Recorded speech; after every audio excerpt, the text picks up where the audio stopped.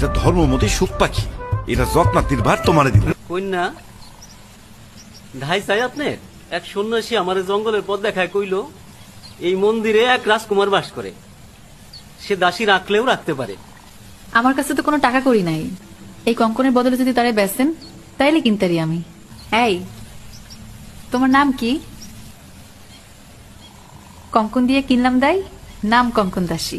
কঙ্কন দাসী, তুমি এখন মন্দিরে যাও, গেলে দেখবা একটা মৃত কুমার শুয়ে আছে। তুমি কিন্তু তারা দেখে আবার ভয় পাইও না। কুমারের শিওরে একটা লতার মধ্যে 2টা পাতা আছে, তুমি সেই পাতার রস করে রাখবা।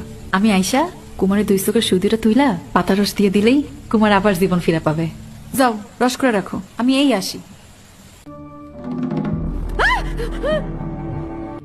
কুমার আমার বিয়া করুন। এক সত্য করে কুমার চিনিতে না পারে, পরাণে বাসায় কন্যা বিয়া করবাম তরে রে, বিয়া করবাম কুমার আমার ঘরের নারী রে। কে তুমি কন্যা? আমি